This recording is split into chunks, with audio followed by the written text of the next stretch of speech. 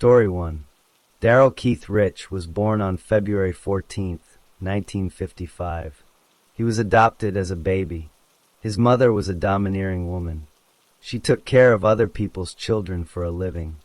Darrell did not like the attention those other children received. He felt left out. Even so, he was helpful with the other children. One time he even rescued another child from a canal.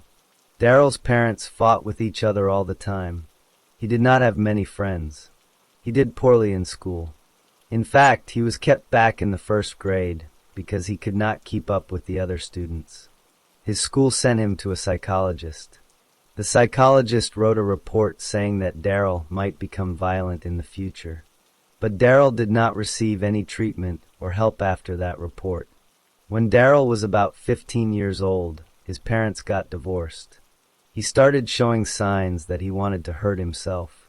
First he lived with his mother in Southern California. Then he went back to live with his father and his new stepmother in Northern California. In his second year of high school, his grades got worse. He moved to a continuation school, which is a school for students who are struggling. His grades improved a little there, but he was suspended for fighting. He also skipped school many times. At age 17, Darrell had an argument with his girlfriend. After the argument, he went hunting. He shot himself in the chest. It looked like he was trying to kill himself, but he survived. Later, he fired a gunshot over a police car. He later said he hoped the officer would shoot back and kill him. A psychiatrist examined him and said Darrell was suicidal. The psychiatrist urged him to get treatment, but Darrell stopped going to therapy. When Darrell was 18 years old, he got very drunk. He took his mother's car and repeatedly rammed it into another car on purpose. He was arrested and sent to a county jail camp. There he received some counseling. His probation officer wrote that Darrell had a short temper, especially when he was drinking. But when he was not drinking, he was friendly and responsible. The officer recommended that Darrell seek psychiatric help. Darrell said he did not need it. He said the counseling in jail had helped him learn to control his temper. When Darrell was 19, he drank again. He attacked a person with a tire iron. When he heard the police coming, he smashed his fist through the windshield of the victim's car. Then he drove away. He was arrested. While being treated for his injured hand, he went berserk. He was sentenced to the California Youth Authority, which is a prison for young offenders. At the Youth Authority, doctors said he did not have psychological problems, but they noted that he behaved in bizarre ways. While he was in the Youth Authority, Darrell learned that his girlfriend was pregnant with his child. He married her. When he was released, he lived with his wife and baby. He got a job at a lumber mill. At first his parole officer said Darrell was doing well, but then Darrell hit his wife on 2 different occasions. For the next 5 months, he was able to control himself. Then in April 1976, he was in a car accident. He needed many stitches on his face. The accident left a severe scar across his nose. The scar made him very depressed. In late 1976, Darrell hit his wife again. In August 1977, he told his wife to leave him. She left. They divided their belongings. Darrell paid child support on his own. At work, he became less cheerful. He lost his temper more easily. He started missing work often. He met a woman named Darlene Munsinger, who was visiting from another state. She moved in with him. They had problems. She left. Then she came back. Then they had another fight, and she left again. Darrell asked her to come back. She returned in April 1978. Then she left again. She came back once more in June 1978. In late July 1978, Darlene left Darrell for the last time. She said she was afraid of him. She thought he started fights on purpose just to have an excuse to leave the house. When Darrell learned she was leaving, he said he was glad she would not be around when all the stuff came up. Darlene asked him, "What stuff?" Darrell replied, "I'll tell you sometime, but not now." Then he said that if he had met her earlier, none of this would have happened. The summer of 1978, was when Darrell Keith Rich began attacking women. He was 23 years old and living in Cottonwood, California. The first attacks happened in June, while Darlene Munsinger was still living with him off and on. He did not tell her what he was doing. He would leave the house and find women who were alone. The first attack happened in the middle of June. A woman named Donna W. was walking from her home in Redding to a nearby market. Darrell came up behind her and pushed her off the road. He threw her down a hill. He grabbed her hair and her blouse. He told her he would kill her. He asked if she wanted to give him oral sex. She said no. He threw her to the ground and started hitting her head with a blunt object. He hit her at least 10 times. Her head injuries were so bad that she could not climb back up the hill. She stayed at the bottom of the hill for more than 12 hours. A passerby finally saw her and called for help. Darrell left her there. A few days later, in mid-June, a woman named Robin H. went to a fair in Anderson with a friend. She left the fair alone around 11 p.m. She walked past Darrell, who was sitting in his car parked on the side of the road. He called for her to come to him. She said no and started running toward a bus depot. Darrell got out of his car, grabbed her from behind, and carried her to his car. He put her in the front seat. He grabbed her hair and pushed her head down between her legs. Then he drove off. He ordered her to take off her clothes. He parked the car and told her to lie down and cover her eyes with his shirt so she could not see him. Then he raped her. He also forced her to perform oral sex on him. He made her orally copulate him as well. After he was done, he let her go, but he told her he knew where she lived. He threatened to kill her if she told anyone. In late June, Darrell attacked a 14-year-old girl named Lisa S. She was walking with her boyfriend in Redding. Darrell drove up next to them and asked if they wanted a ride. They said yes. The boyfriend opened the door. Lisa started to climb in. As she did, Darrell grabbed her, pulled her into the car, and sped away. He ordered her to take off her clothes. He parked the car and tried to rape her, but he could not complete the act. He ordered her out of the car. Then he sodomized her. He also forced her to perform oral sex on him. After that, he let her go. In early July, a woman named Marla Y. was walking in Redding. Darrell grabbed her. She fought back. He hit her until she lost consciousness. When she woke up, she realized he was rolling her body toward a body of water. She started struggling again. He tore off her shirt and ordered her to remove her pants. He covered her face with her pants so she could not see him. Then he raped her. He told her not to look up. Then he left. In mid-July, a 15-year-old girl named Kelly M. left her home in Red Bluff. She rode her bicycle to her cousin's house. When she was riding back home, Darrell passed her in his car. He asked her for the time. Then he grabbed her by the hair and pulled her off her bike. He hit her in the eye. He forced her into his car and drove off. While driving, he held her by the hair and forced her head down between her legs. He ordered her to take off her clothes. He parked the car and forced her to perform oral sex on him. Then he started the car and drove to another place. On the way, he threatened to hit her on the head with a flashlight if she did not do what he said. He also told her he had a gun under his seat and a dead body in his trunk. When he stopped the car again, he sodomized her, raped her, and forced her to perform oral sex again. Then he let her go. The first murder happened in early July. The victim was Annette Faye Edwards, a 19-year-old woman from Redding. She left her home one night. 3 days later, her body was found 2 miles from her apartment. She was lying on her back down an embankment off a county road. Her legs were spread open.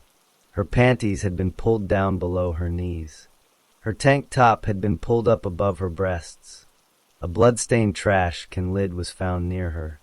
The autopsy showed that her face and head were severely injured. Her upper jaw was broken in 2 places. One break went through her left eye socket and into the base of her brain. The other break went through the right side of her face in a similar pattern. The cause of death was fractures at the base of her skull from blunt force. Darryl had tried to have sex with her. When that did not work, he beat her to death with a rock. The second murder happened in early August.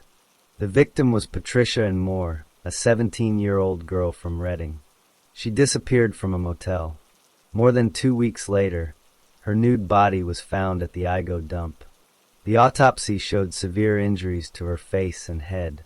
Several of her teeth were broken. Her skull had been hit many times. The worst blow crushed the right side of the front of her skull. The wound was about 5 inches wide. It was probably made by a heavy rock. There was also evidence that someone had strangled her with their hands. The cause of death was shock and blood loss from the head wounds. Darryl had driven Patricia to a remote area. He raped her there. Then he beat her to death with a rock. The third murder also happened in early August. The victim was Linda Diane Slavic, a 26-year-old woman. She went to a bar in Chico with a friend. Her friend left the bar around 1 a.m. When the friend came back about 45 minutes later, Linda was gone. Darryl had driven Linda from Chico to his house in Cottonwood. He raped her there. Then he drove her to the Igo dump, which was a remote area. Before he killed her, he showed her the dead body of Patricia Moore, who was still lying there. Then Darryl shot Linda twice. One bullet went into the front of her neck and hit her spine. The second bullet was fired into her open mouth and cut her spinal cord. That shot killed her instantly. Her nude body was found at the Igo dump about 20 feet from Patricia's body. The fourth murder happened in the middle of August. The victim was Annette Lynn Selix, an 11-year-old girl from Cottonwood. She left her home one evening to walk to a nearby market to buy groceries. Darryl had worked for her mother before, so Annette may have known him. He drove her to his house in Cottonwood. There he raped her, sodomized her, and forced her to perform oral sex on him. He also bit her thigh, leaving teeth marks. After that, he drove her about 30 miles to Johns Creek Bridge. The bridge was 105 feet high. He threw her off the bridge onto the rocks below. An autopsy later determined that she was still alive when he threw her. She survived for some time after landing on the rocky area. Her body was found the next day under the bridge. She was naked except for her panties. She had broken bones and internal bleeding. After these murders, Darryl did not hide quietly. In mid-August, he went to a friend's house. He was riding a street bike. He asked his friend if he wanted to go dirt bike riding. The friend said no. About 20 to 30 minutes later, Darryl came back. He told his friend that he had found a human body. He led his friend to the Igo dump and showed him a body. The friend noticed that there were no tire tracks where Darryl claimed to have driven. He also realized that Darryl could not have traveled the distance from his house to the dump and back in the time he was gone. They went to the nearest telephone and called the police. The police arrived, saw 2 bodies, and started an investigation. The police also knew that Darryl had worked for Annette Selix's mother, so they interviewed him about that murder. The interview lasted about 1 hour. After the interview, a detective asked Darryl if he would take a polygraph test about the Selix murder. Darryl agreed. He came to the sheriff's department the next day. The detective also asked Darryl about the bodies he had found at the dump. Darryl said he had seen only 1 body, not 2. The detective decided to ask Darryl about the Slavic and Moore murders during the polygraph instead. Darryl was taken to the polygraph room. He was read his rights. He signed a paper saying he agreed to the test. The test lasted about 15 minutes. One of the questions was whether he had murdered the girl whose body he claimed to have found. After the test, the examiner told the detective that he believed Darryl was lying. The detective told Darryl that it looked like he had failed the test. Darryl said he thought the test was fair. He said he could not explain why he failed.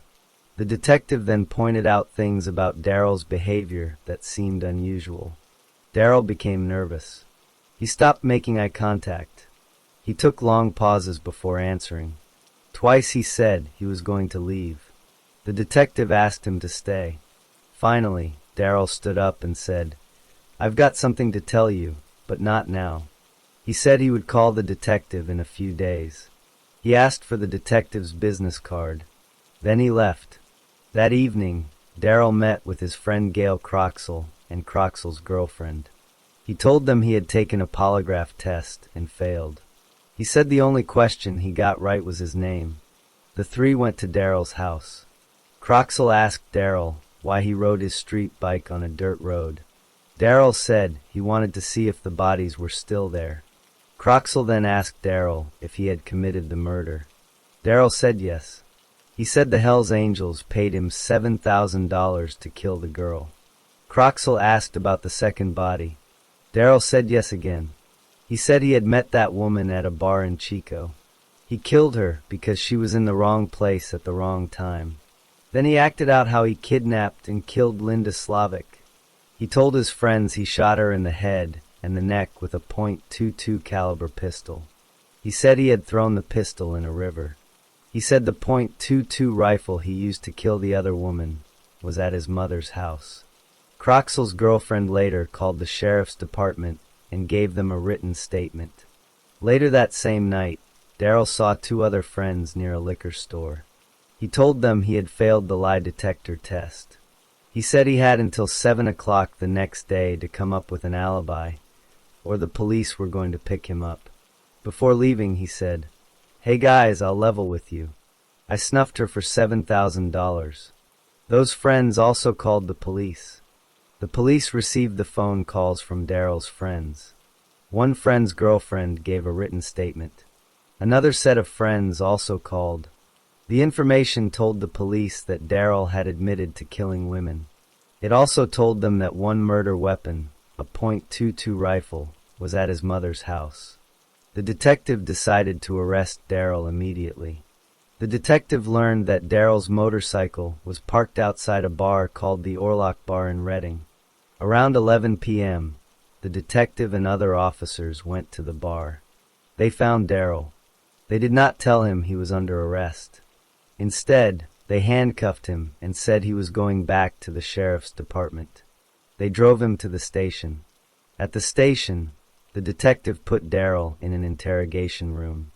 A tape recorder was turned on without Darrell knowing. The detective questioned Darrell for almost 2 hours. The transcript of that interview was 45 pages long. In that interview, Darrell confessed to several of the murders. After the interview ended, the detective and Darrell went back to the Orlock Bar. They arrived around 2 a.m. The detective took some of Darrell's personal belongings from a car in the parking lot. Both Darrell and the owner of the car agreed to the search. Then the detective drove Darrell around the area. Darrell pointed out places where evidence could be found. He also told the detective to go to his mother's house to get the .22 rifle. His mother was out of town. Darrell agreed to let the police search the house. He led the detective to a bedroom closet. He picked up the rifle and handed it to the detective. They returned to the station around 3:30 a.m. Darrell was officially booked. Then he was taken to a sheriff's substation in Burney, which was about 50 miles from Reading. He was not kept in the main jail because jail trustees had said they would harm the person who killed the 11-year-old girl. Before leaving, Darrell agreed to take another polygraph test. Later that morning, a public defender visited Darrell at the Burney substation. Darrell had not asked for a lawyer. The public defender left. The detective arrived to set up the second polygraph test. He was told about the public defender's visit. He called the district attorney for advice. The district attorney said the detective could proceed with the polygraph if Darrell wanted to take it. The detective asked Darrell, and Darrell agreed. The public defender came back to the substation. He told the detective that Darrell was his client. He told Darrell to stop talking. The detective and the public defender called the district attorney again. The district attorney said the choice was Darrell's. The detective told Darrell he could choose whether to have the public defender represent him. If Darrell chose to keep the lawyer, the questioning would stop. If not, the polygraph would go forward. The public defender told Darrell at least twice that he could face the death penalty. The detective asked Darryl if he wanted the public defender to represent him. Darryl said he guessed that he'd better. All questioning stopped. The public defender left. That afternoon, police searched Darryl's house with his consent. They found the grocery items that 11-year-old Annette Selix had bought right before she was kidnapped. The items were still in his refrigerator. The next day, the detective got a search warrant. A technician from a local hospital took hair and blood samples from Darryl. 2 days after that, a lieutenant visited Darryl in jail. Darryl started talking about his parents and his childhood. Then he said he did not understand how he could have done what he did. 2 days after that, after his court hearing, Darryl asked the lieutenant why the investigation was still going on when he had already admitted to the crimes. The lieutenant explained that an investigation does not end just because someone is arrested. Darryl said, "I'll admit to anything I have done, but I won't admit to anything I haven't done." He also said he should have stopped a long time ago, but could not. The next day, Darryl told the lieutenant he wanted to speak with him. But first he wanted to talk to his lawyer. The lieutenant let Darryl call his lawyer. They spoke for about 5 minutes. On the way back to his cell, Darryl said he still wanted to speak. The lieutenant told Darryl to think about it. Later that day, the lieutenant was told that Darryl wished to speak. The lieutenant met with Darryl and told him he should not talk because he had a lawyer. Darryl insisted. The lieutenant said he would not ask questions. He would only listen. He got a tape recorder and put it in plain view in Darryl's cell. He turned it on. Darryl admitted that he had killed Annette. The lieutenant asked only one question, whether Darryl meant the 11-year-old girl. Darryl said yes. Later, Darryl signaled for the lieutenant to turn off the recorder. Then Darryl told the lieutenant he had made a list of everything he was responsible for. He said he had not done anything else that was not on the list. He asked if the lieutenant wanted to see the list. The lieutenant said yes. Darryl handed him a piece of paper. He offered to make a copy. The lieutenant copied the list and gave the original back. Darryl asked if the lieutenant wanted him to sign the copy. The lieutenant said no. A few days later, 2 detectives were transporting Darryl from Burney to Reading for a court appearance. One detective mentioned that Darryl's girlfriend had figured out what was going on. Darryl then said he knew that was true because he had told his girlfriend that he had killed a girl. One detective said he did not want to discuss the case and could not question Darryl. Darryl said that the only murders or rapes he had committed were the ones on the list he had given to the lieutenant. Darryl took another polygraph test in September with his lawyer's permission. The lieutenant drove him to Reading for the test. On the way, they drove near where Annette Edwards's body was found. Darryl said it bothered him to drive through that area because of what happened there. The lieutenant said he could not discuss the case. After the polygraph, Darryl told a detective he had thrown a girl off a bridge. On the drive back to Burney, Darryl told the lieutenant he felt much better after taking the test. He said he believed he passed it. He also said that what he had admitted to was all that he had done. A few days later, a detective got a search warrant to take a bite sample from Darryl's teeth. Darryl asked which victim had bite marks. The detective said it was Annette Selix. Darryl said he did not remember biting her. The next day, the detective got another warrant and took more teeth impressions. Darryl said he was sure he had not bitten Annette Selix. In late November, Darryl asked for the same detective and asked why the detective did not like him. The detective said he did not dislike Darryl. He explained that he had seen the bodies of the victims. He could understand why someone with less experience would hate Darryl, but he did not feel that way. The detective later reported that Darryl replied, he knew the feeling because he had seen the bodies, and that the only reason he got caught was because he wanted to be caught. In December, the detective was told that Darryl might try to kill himself. He went to the jail to speak with Darryl. Darryl said he was very depressed. He said he had tried to hang himself, but could not go through with it. He said he had left a letter for the detective in a shoebox. The detective got the shoebox. Darrell gave him the letter. The letter said, "I didn't kill anyone that I hadn't said I did. I'm telling you the truth, whatever. I hate myself. God help me." The case went to trial in Yolo County. The trial was moved there because there was too much news coverage in Shasta County. The jury heard all the evidence. Darrell did not deny most of the attacks. His defense was based on his mental condition. The jury found him guilty of 3 counts of first-degree murder: Annette Edwards, Linda Slavic, and Annette Selix. The jury found him guilty of second-degree murder for Patricia Moore. The jury also found him guilty of 15 other counts, including rape, sodomy, and kidnapping. The jury found that he was sane when he committed the crimes. At the penalty phase, the jury first could not agree on a sentence. The judge told them to keep deliberating. The judge did not tell them that a sentence of life in prison without parole would be automatic if they could not agree. The next day, the jury returned with a death sentence for the 2 first-degree murders that had special circumstances. Darrell was sentenced to death on January 23, 1981. He spent nearly 19 years on death row at San Quentin State Prison. While there, he embraced his American Indian ancestry. He said he was 1/4 Cherokee. He took the name Young Elk. He asked to take part in a sweat lodge ceremony before his execution. Prison officials said the ceremony was too risky because it required hot rocks and a shovel. The Cherokee Nation said the sweat lodge was not a Cherokee tradition. His lawyers filed last-minute appeals. The U.S. Supreme Court rejected the final appeal on the evening of March 14, 2000. On March 15, 2000, just after midnight, Darrell Keith Rich was led into the execution chamber at San Quentin. He was strapped onto a gurney. A large white feather with black edges was placed on his chest. A solution was pumped into his veins to make him unconscious. Then another drug was injected to stop his breathing. Then a third drug was injected to stop his heart. The execution began at 12:06 a.m.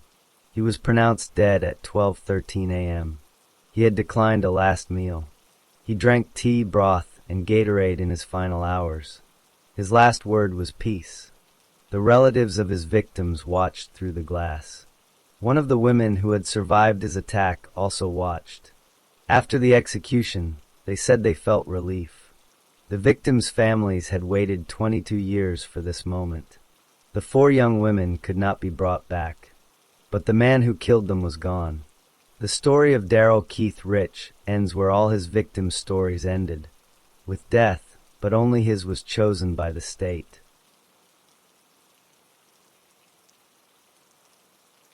Story 2. Patrick Gene Poland was born on March 8, 1950. He was born in the United States. His family lived in the state of Arizona. Patrick had a twin brother named Jeff. They were born on the same day. Patrick also had an older brother named Michael. He had another older brother named Phil. He also had a sister. There were 4 brothers and 1 sister in the family. Patrick's father was a man who became angry and violent. The father beat his children. Patrick was hit and hurt by his father many times. This happened when Patrick was young. The abuse was severe. Because of this, Patrick and his twin brother Jeff decided to leave home when they were teenagers. They ran away to escape their father. When they ran away, each twin went to live with a different older brother. Jeff went to live with Phil. Phil was an architect. Phil helped Jeff learn skills. Jeff later became an architect himself. Patrick went to live with Michael. Michael was older and had a different personality. Michael was known to be controlling and sometimes violent. He also beat Patrick. Patrick lived under Michael's influence. Patrick did not finish high school. He left school before graduating. However, in 1969, he earned a GED. That is a certificate that is equal to a high school diploma. He got this certificate by passing a test. Patrick wanted to work in law enforcement. He wanted to become a police officer. He applied to the Phoenix Police Department. He applied 4 separate times. Every time, the police department rejected him. He never became a police officer. Instead, Patrick held many different jobs. He worked as a cook. He worked as a painter. He worked as a carpenter. He worked as a tour guide. He also worked as a computer technician. At the time of his later arrest, he and his brother Michael owned and managed a game room in Prescott, Arizona. A game room is a place with arcade games and other amusements. Patrick also sold guns. He once tried to work as a private detective, but that did not last long. Patrick was raised in the Methodist Church. His grandfather was a minister. His family told others that they were a law-abiding family. But inside the home, there was abuse from his father. Patrick's mother was named Arlene Poland. Later in life, when people asked her about her sons, she refused to talk. She said, "I won't talk about them. They told me not to talk." Patrick grew up with a fear of his father and later a fear of his older brother Michael. He did not have a stable or safe home life. He moved from one brother to another. He tried to find work. He tried to join the police but failed. He kept living in Arizona. He stayed close to his brother Michael. Michael had a strong influence over Patrick. Patrick followed what Michael said. That was the life Patrick knew before anything else happened. In early 1977, Patrick and his brother Michael began planning a robbery. They needed money. Both brothers were in poor financial shape. They owed money to people. They had very little cash. Patrick took the first step. In February 1977, he bought a taser gun. A taser gun is a device that shocks a person with electricity to make them unable to move. Patrick used a false name to buy it. He called himself Mark Harris. Michael was with him when he bought the taser. That same month, Patrick also bought a police scanner. A police scanner is a radio device that listens to police communications. Michael bought a police scanner too. Michael also used the name Mark Harris for his purchase. Michael then made fake identification documents. He used the same false name again. Also in February 1977, Michael visited his brother-in-law in Flagstaff, Arizona. The brother-in-law was named John Eaton. John Eaton worked as a campus police officer at Northern Arizona University. He was also a reserve officer with the Flagstaff Police Department. While visiting, Michael spent about 2 hours reading police manuals in Eaton's home. He asked questions about how to use police scanners. He learned how real police officers worked. On April 25, 1977, a man using the name Mark Harris bought 3 large canvas bags. The bags were about 6 feet long. That is long enough to hold a person's body. The man bought them from a store called Phoenix Tent and Awning. That man was either Patrick or Michael. The bags were custom-made for something unusual. In May 1977, Patrick and Michael went to a store together. They bought an emergency light bar. This is the set of flashing lights that police cars have on their roofs. The light bar was identical to the ones used by real highway patrol cars. They told the store they needed it for their towing business. But they did not own a towing business. They had no such business. The light bar did not work properly at first. They returned to the store 2 times to have it fixed. Store employees repaired it for them. Also in May 1977, Michael called a friend named David Manzer. David Manzer used to be a police officer in Phoenix. Michael asked Manzer about the belt and holster that Manzer had worn as a police officer. Manzer told Michael where to buy that same type of equipment. Michael then bought police-style belts, holsters, and uniforms. The brothers were gathering everything they needed to look like real highway patrolmen. On May 10, 1977, at 8:09 in the morning, Michael made a collect phone call. He called his own home. He made the call from a pay phone in Black Canyon City, Arizona. At about the same time of day, a Purolator armored van passed through Black Canyon City. That van was on its regular route. It carried money from Phoenix to banks in Prescott, Sedona, and Flagstaff. Michael was checking the timing of the van. 2 weeks later, on May 24, 1977, the plan went into action. That morning, 2 Purelator guards left the company garage in Phoenix at 8 a.m. Their names were Russell Dempsey and Cecil Newkirk. They drove an armored van. The van carried $328,150 in total cash. Out of that amount, $288,000 was paper currency. The rest was coins. Their first stop was the Great Western Bank in Prescott. Patrick and Michael drove a car that they had fitted with the emergency light bar and a siren. They wore uniforms that looked like highway patrol uniforms. They may have also worn fake badges. They drove to Interstate 17, the highway the armored van would take. On that morning, a woman named Bernice Snyder and her husband were driving from Phoenix to Sedona on Interstate 17. Near Black Canyon City, a car passed them. The car had its emergency lights flashing. It looked like a law enforcement vehicle. Bernice Snyder believed it was a police car, but there were no real Department of Public Safety officers on duty in that area that morning. Shortly after that car passed them, Mrs. Snyder saw a light-colored car and a Purelator van stopped near the Bumblebee Road exit. That was an exit off the highway. She saw a man in a uniform standing near the light-colored car. That man was Michael Poland. Another witness was Edna Acker. She and her husband were also driving north on Interstate 17 that morning. She saw the Purelator van stopped off to the side of the freeway. She saw a man in a uniform standing near the van. She later identified that man as Patrick Poland. The brothers had used their fake police lights and uniforms to pull the armored van over. The guards believed they were being stopped by real highway patrolmen. When the van stopped, Patrick and Michael took control. They used the taser gun and other force. They took the 2 guards captive. They removed close to $300,000 in cash from the van. The guards were beaten. Blood was left inside the van. The blood was human blood type O. Russell Dempsey had type O blood.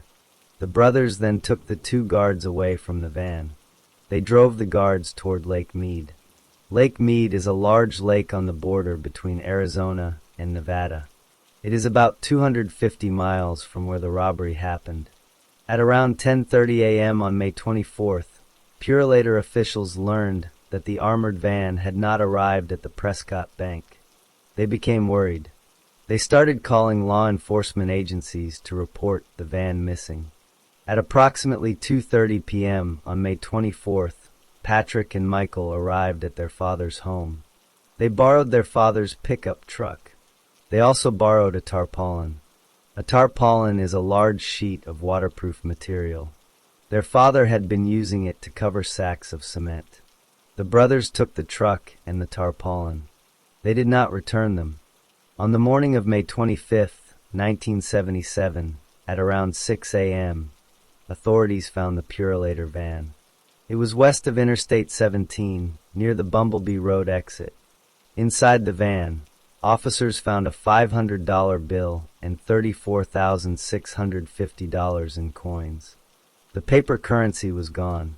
Officers also saw blood stains in several places inside the van.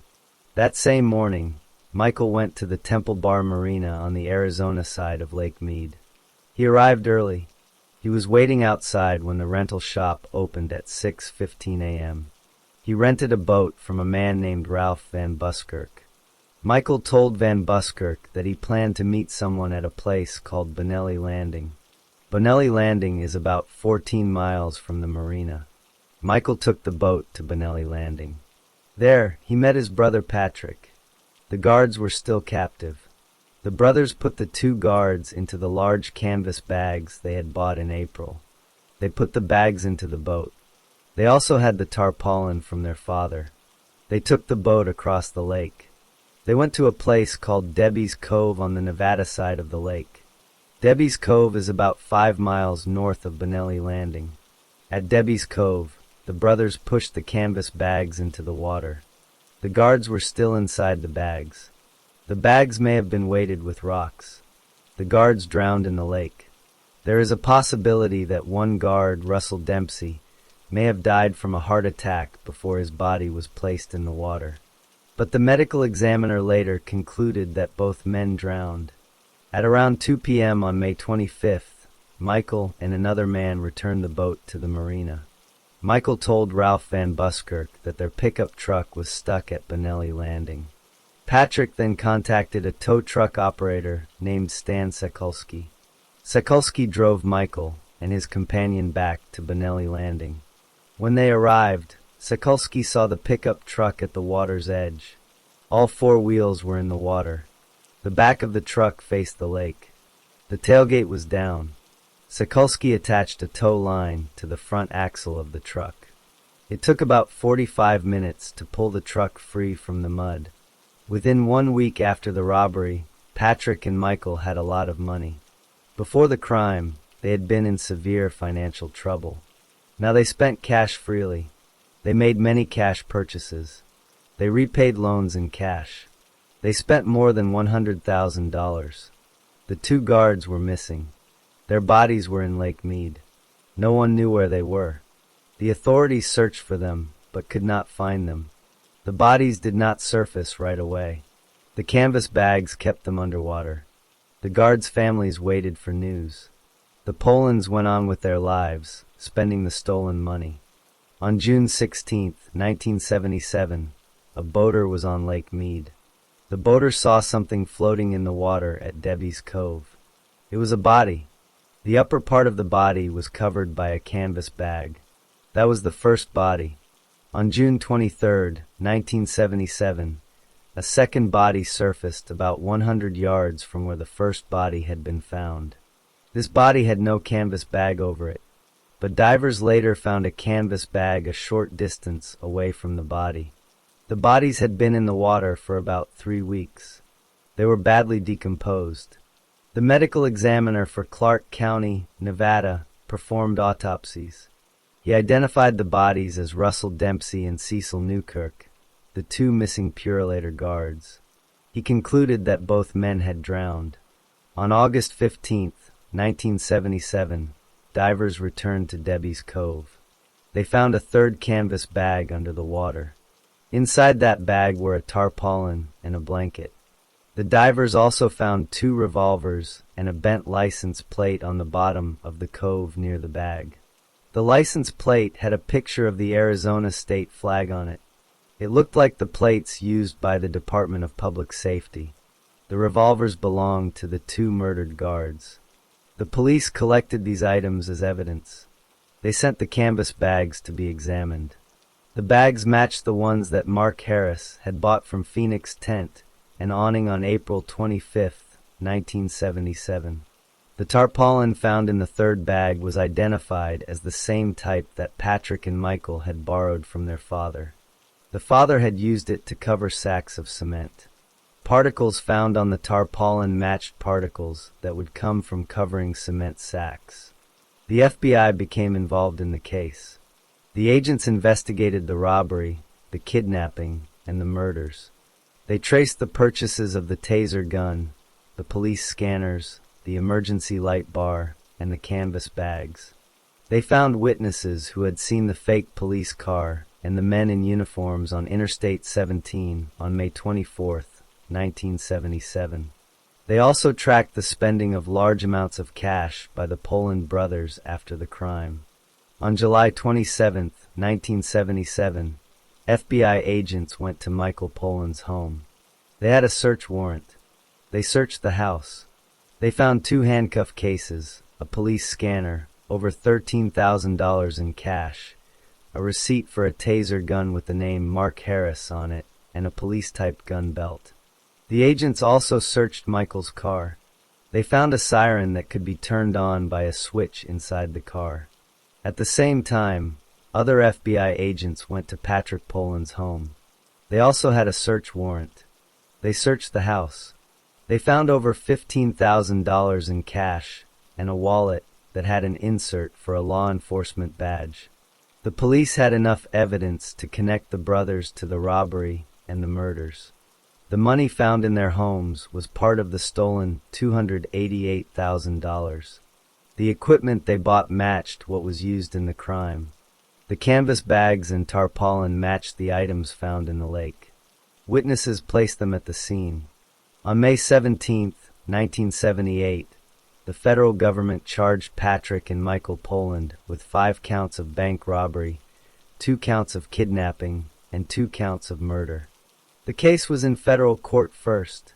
In July 1978, the federal prosecutor offered the brothers a deal. If they pleaded guilty to the federal murder charges, the government would drop the bank robbery and kidnapping charges. The government would also ask the state of Arizona not to prosecute them for any crime related to the robbery, kidnappings, and murders. The brothers said no to the deal. After they refused, the federal prosecutor asked the court to drop the 2 murder counts. The court agreed.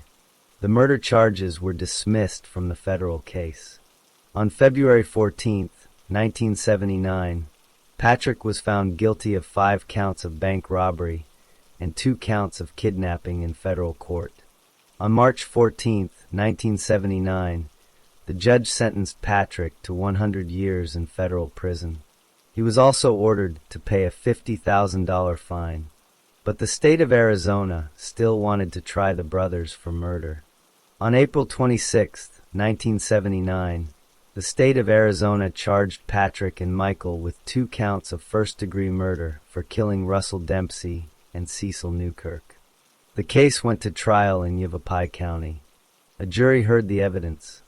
The jury found both brothers guilty of both counts of first-degree murder. On April 9, 1980, the judge sentenced Patrick to death on both murder counts. Michael also received the death penalty. However, the case was not finished. On April 13, 1982, the Arizona Supreme Court looked at the case. The court found a problem.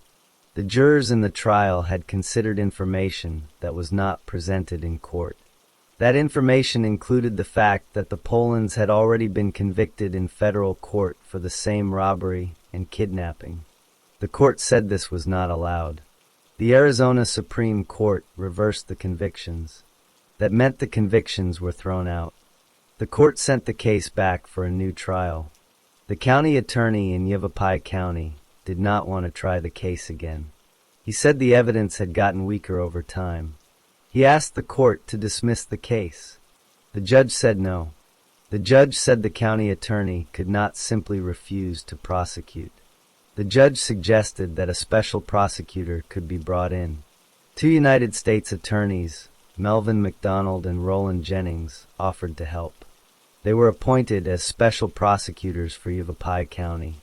They took over the state prosecution of the murder case. The second trial started on October 18, 1982. The jury heard all the evidence again. After several weeks, on November 18, 1982, the jury returned verdicts of guilty on both murder charges for both brothers. On February 3, 1983, the trial judge sentenced Patrick Poland to death for both murders. The judge found 2 reasons, called aggravating circumstances, that made the crimes worthy of the death penalty. One reason was that the murders were committed for money. The other reason was that the murders were especially cruel, heinous, or depraved. Patrick appealed again. On March 25, 1985, the Arizona Supreme Court affirmed the convictions and the death sentence. However, the court reversed the finding that the murders were especially cruel, heinous, or depraved. But the court still said there were no other reasons to show mercy. The death sentence remained. The United States Supreme Court agreed to review one part of the case. On May 5, 1986, the U.S. Supreme Court affirmed the Arizona Supreme Court's ruling. Patrick filed more appeals over the years. On November 4, 1987, he filed a petition asking for post-conviction relief. That means he asked the court to undo his conviction or sentence. He raised 32 claims. The court held a hearing on November 15, 1988, and denied the petition. The Arizona Supreme Court also denied review. On June 10, 1993, Patrick filed a second petition with 17 claims. The court denied it because he should have raised those claims earlier. In January 1993, Patrick filed a petition for a writ of habeas corpus in federal district court. That is a request to be released from prison because the imprisonment is illegal. The district court denied the petition. Patrick appealed to the Ninth Circuit Court of Appeals. On March 1, 1999, the Ninth Circuit affirmed the denial. The United States Supreme Court denied Patrick's request for review on October 4, 1999. On February 9, 2000, the Arizona Supreme Court issued a warrant for Patrick's execution. Patrick filed a third petition for post-conviction relief in Yavapai County Superior Court, but it did not stop the execution. On March 14, 2000, the Arizona Board of Executive Clemency held a hearing. Patrick's family testified about the abuse he suffered as a child. His daughter Stacy said she would still choose Patrick as her father if she could live her life over. Melvin McDonald, the prosecutor who had put Patrick on death row, asked the board to spare Patrick's life. McDonald said that Michael was the evil mastermind and that Patrick had shown true remorse. The board voted 4-1 against sparing Patrick's life. They recommended that the execution go forward. Governor Jane D. Hull did not stop the execution. On March 15, 2000, Patrick Gene Poland was executed by lethal injection at Arizona State Prison Complex in Florence, Arizona. The execution began at 3:03 p.m. His last words were an apology. He said to the families of Cecil Newkirk and Russell Dempsey, "Please accept my apologies. I'm sincere. I'm sorry for the pain and suffering I have caused." He also asked his own family and friends to forgive him. He told the woman he loved that he would always love her. At 3:07 p.m., he was pronounced dead. He was 50 years old. Patrick's brother Michael Poland had been executed earlier on June 16, 1999, for the same crimes. Both brothers died by lethal injection in the same death chamber. The two guards, Russell Dempsey and Cecil Newkirk, were dead. Their families had waited nearly 23 years for justice.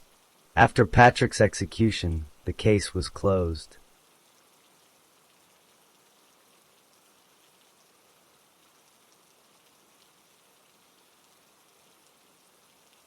Story 3. Timothy Lane Gribble was born on August 27, 1963, in Texas. He was a white male. His family lived in different parts of the state as he grew up. Timothy's childhood was troubled. Later, during his court hearings, people said that he was sexually abused when he was a young boy. He did not talk about this abuse at the time. He kept these experiences to himself. Timothy went to school, but he did not do well. He had trouble following rules. Teachers noticed that he was often restless and did not pay attention. He did not complete his schoolwork. As he became a teenager, he started using drugs. He smoked marijuana. He also took prescription drugs that he did not have a doctor's permission for. He drank alcohol as well. The drugs and alcohol made his behavior worse. When Timothy was 17 years old, he began getting into trouble with the law. On January 11, 1981, he broke into a motor home. The motor home belonged to his own father. This was his first recorded crime. A few months later, on April 10, 1981, Timothy did something much worse. He went to the home of a 54-year-old woman. He used false pretenses to get inside. He knew the woman's 15-year-old daughter. Once inside, he sexually assaulted the mother. He was arrested for this crime. He was given 10 years of probation. But Timothy did not stop. On October 24, 1981, he was arrested for possessing a controlled substance. That was another drug charge. Then, on August 12, 1983, he committed another serious crime. He offered a ride home to a 15-year-old girl he knew from the community. Instead of taking her home, he forced her to stay with him for several hours. He threatened her.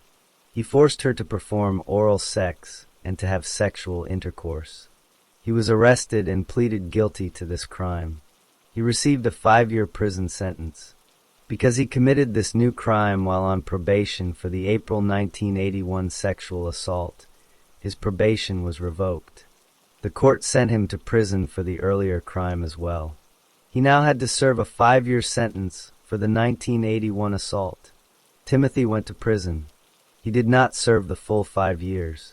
Under Texas law, he was released early on mandatory release. That happened in May 1985. He had served less than 1.5 years of his sentence. After getting out of prison, Timothy returned to living in the Galveston County area of Texas. He found work as a roofer. He also continued to use drugs and alcohol. He said later that most of his crimes were linked to his drug and alcohol use. He also said he had what he called a sex problem. He was arrested a few more times for small offenses: possession of marijuana, possession of a prohibited weapon, and public intoxication. But he stayed out of major trouble for a while. He worked on roofs. He moved from job to job. He met a woman and got married. He had stepchildren. By the summer of 1987, he was living a normal life on the surface. He went to work each day. He came home. But inside, his old patterns were still there. He had not changed. In the summer of 1987, Timothy Gribble was hired as a roofer on a house in Clear Lake Shores, Texas. The house belonged to a 36-year-old woman named Elizabeth Jones. She lived alone. She worked as a manager on the NASA Space Shuttle project at a nearby IBM facility. Elizabeth was in the middle of remodeling her home. She had hired a contractor, and the contractor had brought in Timothy to work on the roof. On June 13, 1987, about 3 months before Timothy met Elizabeth, he killed another woman. Her name was Donna Weiss. She was 23 years old. Timothy strangled her to death. The murder happened in Galveston County. Timothy later confessed to this murder, but he was never tried for it. At the time, no one connected him to Donna's death. On September 8, 1987, Timothy was working on Elizabeth's roof. He worked during the day. At about 7:30 in the evening, Elizabeth called her boyfriend, Terry Hahn. She told him she was not feeling well. She said she planned to go to bed early. She also mentioned that a roofer was still on the roof, hammering over her bedroom. That roofer was Timothy. After finishing his work for the day, Timothy knocked on Elizabeth's door. He told her he needed to wash his hands. She let him inside. He washed his hands and then left. That is what he later told police. But Timothy did not stay away. He came back to Elizabeth's house later that same evening. He knocked on the door again. This time, he told her a lie. He said he had dropped his wallet somewhere in her house while he was washing his hands. He asked if he could come in and look for it. Elizabeth believed him. She unlocked the door and let him inside. Once Timothy was inside, he did not look for a wallet. Instead, he forced Elizabeth to go to her bedroom.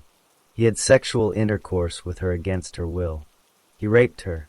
Later, he claimed that she was afraid at first, but then enjoyed it. That was a lie. He said this to make himself look less guilty. After the rape, Timothy told Elizabeth not to tell anyone. She said she would have to report what happened to the police. When Timothy heard this, he decided he could not let her go. He took her from her home. She was wearing only her bathrobe. He did not let her change clothes or take anything with her. He forced her into his vehicle. He drove her around various county roads. He was trying to find a place where no one would see them. He finally stopped near a dark and empty area outside League City, Texas. It was a desolate woods area. He told Elizabeth that he wanted to spend a little more time with his wife and stepchildren before he was arrested for what he had done. Then he said he was going to tie her naked to a tree in the dark woods and leave her there. Elizabeth became very scared. She began to cry out and scream. Timothy tried to cover her mouth. She bit his hand. Then he took the sash from her bathrobe. He wrapped the sash around her neck. He pulled it tight and strangled her until she stopped breathing. She died there in the woods. After she was dead, Timothy dragged her body a short distance. He left her lying under a tree. Her bathrobe was still on her body. He placed a tree branch on top of her to hide her. Then he drove to a nearby park. He took Elizabeth's purse and threw it into a creek. He went home. 9 days later, on September 17th, 1987, Timothy committed another crime. He went to the apartment of his ex-wife. He used false pretenses to get inside. Once inside, he choked her until she stopped fighting back. Then he threatened her and forced her to perform oral sex and to have sexual intercourse. He raped her as well. By this time, people had already noticed that Elizabeth Jones was missing. Her friends went to her house.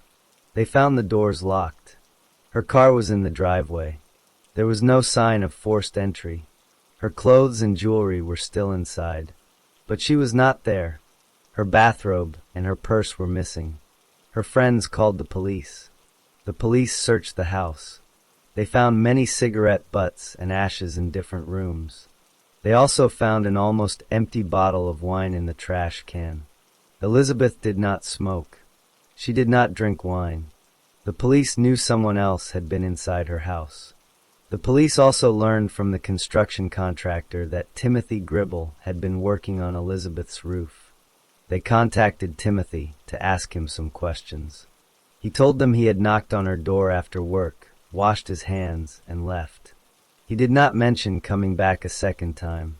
At that point, the police did not consider him a suspect. But they had his name. After Elizabeth Jones was reported missing, police and her friends searched for her. Several days passed. Elizabeth did not come home. Her ex-husband hired a private detective agency to help find her. The private investigators worked alongside the police. On September 21st and 22nd, 1987, the private investigators and the police questioned Timothy Gribble again. This time, Timothy admitted that the cigarette butts and the wine bottle found in Elizabeth's house belonged to him. He said he had smoked and drunk wine while inside her home, but he still denied any involvement in her disappearance. He said he did not know where she was. Several days after that interview, Timothy fled from Texas. He traveled to Tennessee. He stayed with relatives there. His decision to run away made the police more suspicious. On September 30th, 1987, law enforcement officers in Tennessee took Timothy into custody. He was arrested. A Texas Ranger and a Galveston County Sheriff's officer traveled to Tennessee to speak with him. On October 3rd, 1987, Timothy was brought back to Texas. He was taken to the Harris County Sheriff's Department in Houston. The police read him his rights. He then agreed to confess. He told the police everything. He admitted that he had raped Elizabeth, kidnapped her, and strangled her with the sash of her bathrobe. He explained how he had lied about the wallet to get back inside her house. He described driving her to the remote area near League City. He told them where he had left her body. While giving his confession, Timothy drew a map. The map showed the exact location where he had left Elizabeth's body. He also led officers to the creek where he had thrown her purse. Police divers searched the water and recovered the purse. Then Timothy led the officers to the woods. They found Elizabeth's body under a tree. A tree branch was on top of her. The sash from her bathrobe was still wrapped around her neck. Her body had been there for 26 days. It was badly decomposed. On October 14th, 1987, Timothy was indicted by a grand jury in Galveston County. He was charged with capital murder. The charge said he had killed Elizabeth Jones while also committing or trying to commit kidnapping. He went to trial. The jury found him guilty. He was sentenced to death, but Timothy's lawyers appealed. In 1988, the Texas Court of Criminal Appeals overturned his first conviction. The court said the jurors should have been given better instructions. The defense had claimed that Timothy suffered from mental disorders and had been sexually abused as a child. The court agreed that the trial instructions were not clear enough. Timothy was given a new trial. The second trial happened in 1992. A new jury heard the case. On April 23, 1992, this jury also found Timothy guilty of capital murder. On April 29, 1992, the trial court sentenced him to death again. Timothy appealed once more. The Texas Court of Criminal Appeals affirmed his conviction on February 1, 1995. The United States Supreme Court refused to hear his case on October 2, 1995. Timothy filed more appeals over the next several years. He filed a state habeas corpus application. It was denied. He filed a federal habeas petition. A federal district court denied it on June 25, 1998. The United States Court of Appeals for the Fifth Circuit also denied him permission to appeal on September 20, 1999. All of his legal challenges failed. On March 15, 2000, Timothy Lane Gribble was executed by lethal injection in Huntsville, Texas. He was 36 years old. He had been on death row for nearly 8 years. Before he died, he gave a written statement. He said he was wrong for what he did. He apologized. He also said he had been living with guilt and pain. After his statement was read by a chaplain, he began to pray. The drugs were injected. He lost consciousness and was pronounced dead 8 minutes later. Elizabeth Jones's family and friends felt that justice had been served. Timothy was also indicted for the murder of Donna Weiss, the 23-year-old woman he had strangled on June 13, 1987, but he was never tried for that crime because he was executed for Elizabeth's murder. The other women he had raped, including his ex-wife and the 15-year-old girl from his past, lived with what he had done to them. Timothy Gribble's life ended in the death chamber, and the case was closed. That was the end of Timothy Lane Gribble.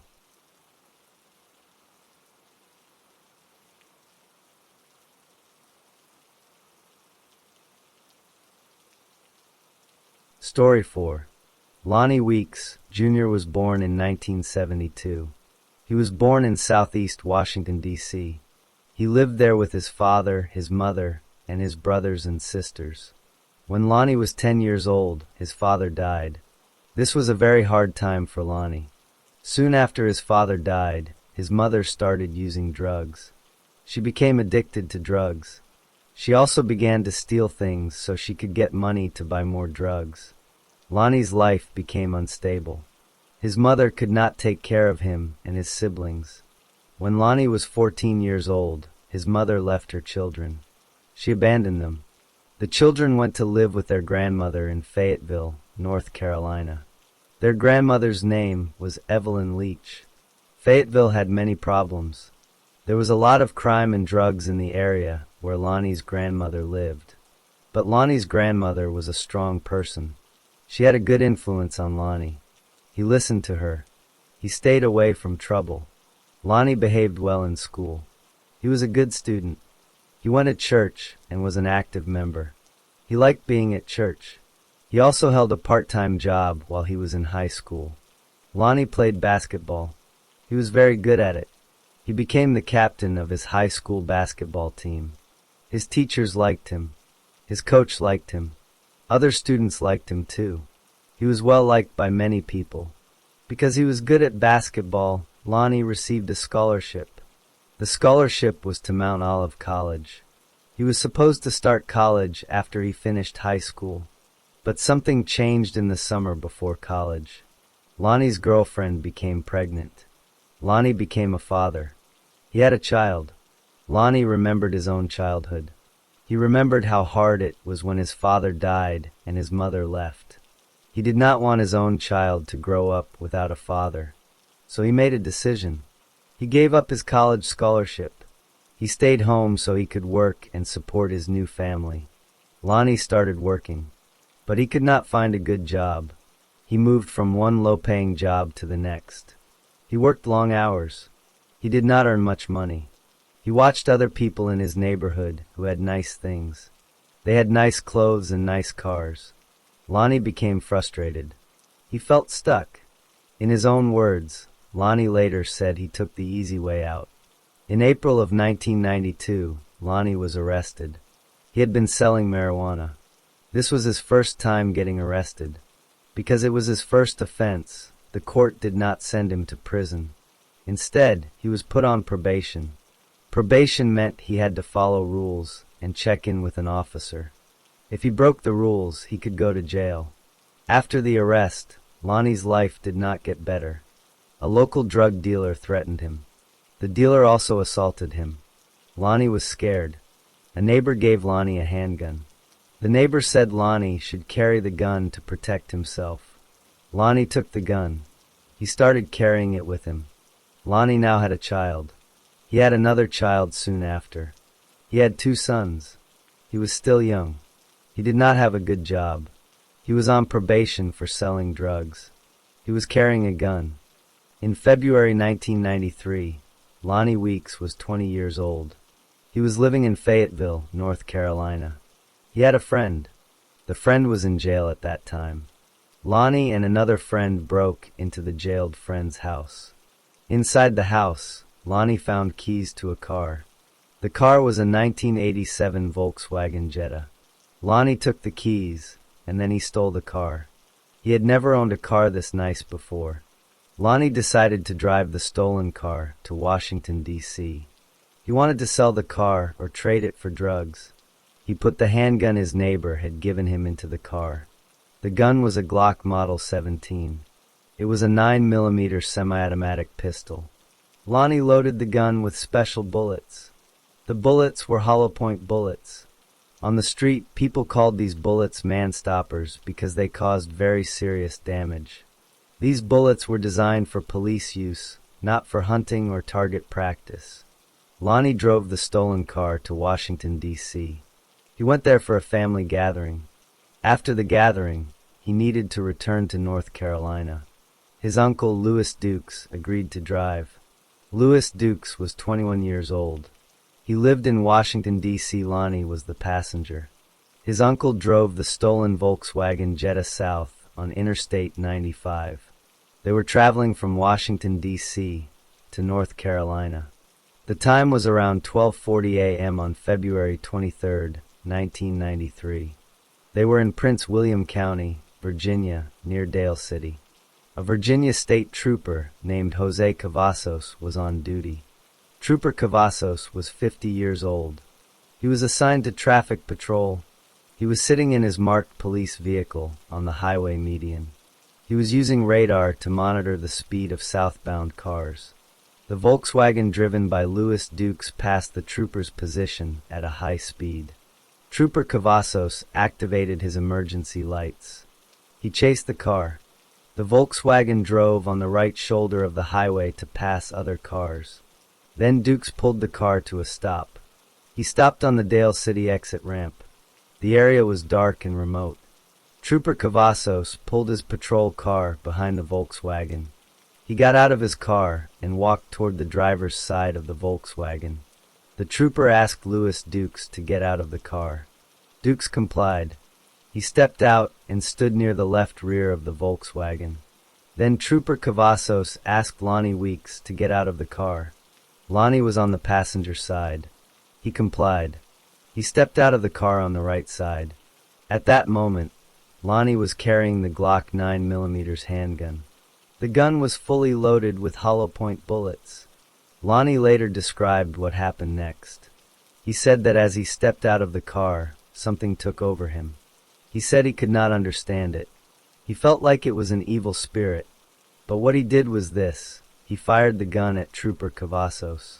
He fired at least 6 bullets. 2 of those bullets hit the trooper. 1 bullet entered the trooper's body beside the right shoulder strap of his protective vest. The other bullet entered beside the left shoulder strap of his vest. The vest did not stop those bullets. Trooper Cavazos was immediately knocked unconscious. He fell to the pavement. He died within minutes at the scene. His own police weapon was still in its holster. The holster was snapped shut. He never had a chance to pull his gun. After shooting the trooper, Lonnie got back into the Volkswagen. His uncle Louis Dukes was also there. Dukes may have been the driver or Lonnie drove. Records show that Lonnie then drove the stolen car away from the scene. He parked the car on the lot of a nearby gas station. Then Lonnie walked back to the scene of the shooting on foot. He had remembered that his uncle's driver's license had fallen out onto the pavement. Lonnie found the license on the ground. He picked it up. Then he walked back to rejoin his uncle. Lonnie and Louis Dukes went to the parking lot of a nearby motel. They stayed there. They did not run far. They did not hide well. The victim, Trooper Jose Cavazos, was a husband and a father. He had 2 adult children, a daughter named Leslie and a son named Trevor. He had worked for the state of Virginia since 1969, first with the Department of Motor Vehicles. He became a trooper in 1985. He was promoted 1 year later.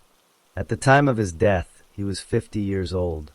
He could have retired, but he wanted to earn more money to put his children through college. After the shooting, police officers arrived at the scene on the Dale City exit ramp. They found Trooper Jose Cavazos dead on the pavement. They also found evidence on the ground. They saw that the stolen Volkswagen was no longer there. The police began searching for the car and the 2 men. Police used tracking dogs to follow a scent from the scene. The dogs led the officers to a nearby motel. The motel was close to where the shooting happened. Within 1 hour of the crime, police found Lonnie Weeks and his uncle Louis Dukes in the motel parking lot. Both men were taken into custody. Lonnie Weeks spoke to the police after his arrest. He confessed to shooting Trooper Cavazos. During the confession, he told an officer, "I would rather for me to be dead than him." He showed remorse right away. Police discovered that the gun Lonnie used had been linked to another murder. 1 month earlier, in Cumberland County, North Carolina, a man named Norman Fletcher Howell, Jr. had killed a soldier named George Mallet, Jr. Before Howell was arrested, he gave the murder weapon to his cousin. The cousin did not want the gun, so he gave it to Lonnie Weeks. That was the same Glock 9mm handgun Lonnie used to kill Trooper Cavazos. Lonnie Weeks was charged with capital murder. Capital murder meant the crime could be punished by death. He was also charged with grand larceny for stealing the car and with using a firearm during the murder. At the beginning of his trial in October 1993, Lonnie pleaded guilty to the grand larceny charge and the firearm charge. The court sentenced him to 10 years in prison for grand larceny and 3 years for the firearm charge. But the capital murder charge went to trial. A jury heard the case over 5 days. The jury found Lonnie Weeks guilty of capital murder. Then the trial moved to the second phase. In this phase, the jury had to decide whether Lonnie would receive the death penalty or life in prison. The jury was given instructions by the judge. The instructions explained that the death sentence was not required. The jury could choose life in prison. During this phase, Lonnie testified. He apologized for what he had done. He said he took an innocent man's life.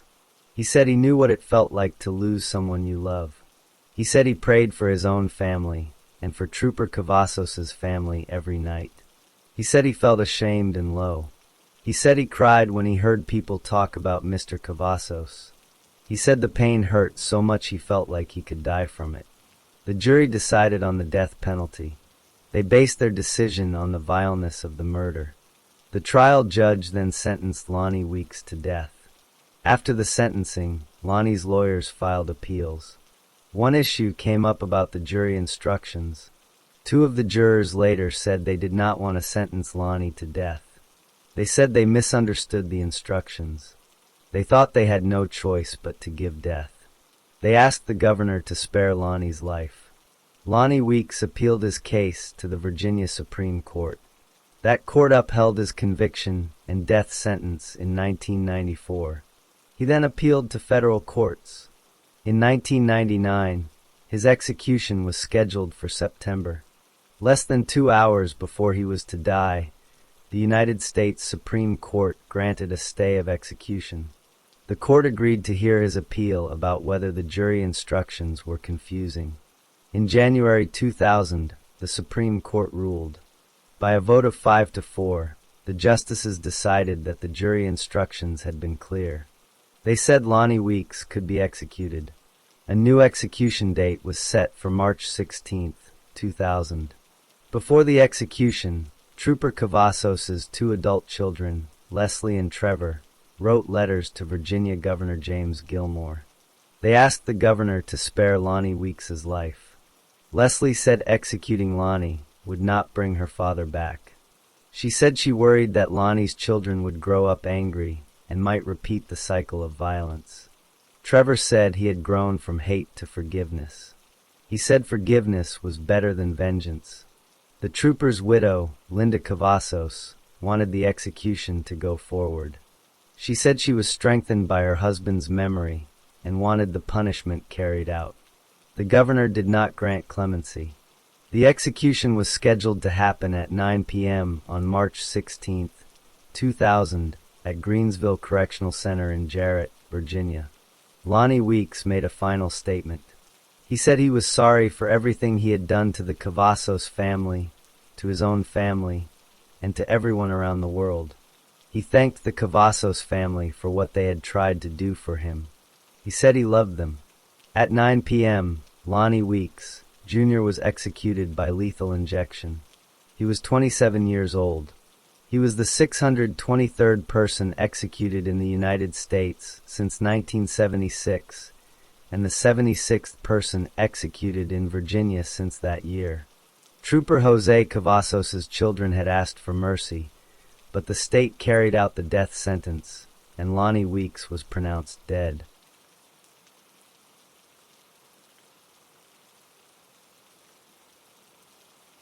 Story 5. James Henry Hampton was born on March 5, 1938, in Louisville, Kentucky.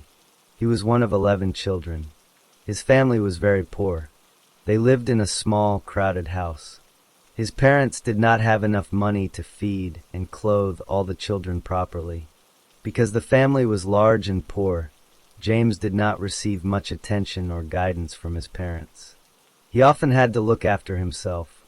When James was 11 years old, he got into trouble with the law. The court sent him to reform school. A reform school is a place where young offenders are sent to be corrected and taught discipline. James stayed there for some time. Going to reform school at such a young age was a major event in his life. It took him away from his family and put him into an environment with other troubled children. He did not learn better behavior there. Instead, he continued to break rules. After reform school, James returned to Louisville. But he did not settle down. On May 17, 1955, when he was 17 years old, he was arrested for trying to take a car without the owner's permission. This was his first adult arrest. The judge sentenced him to 1 year in the county jail. However, the judge did not make him serve the time right away. Instead, the sentence was suspended, and James was placed on probation for 5 years. Probation meant he had to follow rules and stay out of trouble. But he did not follow the rules. Less than 2 years later, on February 7, 1957, James was arrested again. This time he was charged with 2 counts of breaking into a house where people lived. That crime is called burglary. He broke into 2 different homes. The court sentenced him to 2 years in the Kentucky State Penitentiary. He went to prison for the first time as a young adult. He served his time and was discharged on October 21, 1958. When he got out, he was 20 years old. For 2 years after his release, James tried to stay free. But on December 2, 1960, he was arrested in Frankfort, Kentucky for armed robbery and for taking a car without permission. Armed robbery means he used a weapon to steal from someone. This was a serious crime. The court sentenced him to 6 years in the Kentucky State Penitentiary. He remained in prison from 1960 until December 2, 1965. He was released at age 27. Once he was out, James did not change his behavior. On March 10, 1966, he was arrested in Louisville for 2 counts of attempted burglary. Attempted burglary means he tried to break into buildings but did not succeed. He was fined $200. That fine was small, so he paid it and was free again. But less than 1 month later, on April 9, 1966, he was arrested in Clayton, Missouri for burglary and stealing. Missouri was a new state for him. The court sentenced him to 3 years in the Missouri Department of Corrections for each crime, and he served both sentences at the same time. He was discharged on January 26, 1968. After getting out of prison in Missouri, James moved around. He went to Oklahoma.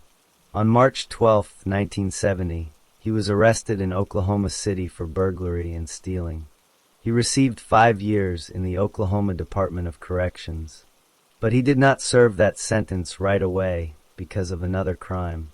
1 day later, on March 13, 1970, he was arrested for a federal crime, transporting fake money across state lines. This is called interstate transportation of counterfeit securities. The federal court sentenced him to 10 years in federal prison. He was sent to a federal prison in Marion, Illinois. He served his federal time first. While he was in the Marion prison in the early 1970s, he met another inmate named Gary Gilmore. Gilmore would later become famous as the first person executed in the United States after a long break in executions. James and Gilmore became acquaintances. They talked about crime and about prison life. This meeting had a strong effect on James. He was released from federal prison on March 25, 1977, and then he was sent back to the Oklahoma Department of Corrections to finish his 5-year sentence for burglary and stealing. He was finally discharged from Oklahoma on March 14, 1980. He was 42 years old. For a short time after 1980, James was free. But then in December 1981, he was arrested in Portland, Oregon for distributing heroin and for conspiring to distribute heroin. Heroin is an illegal drug. He was sentenced to 10 years in federal prison again.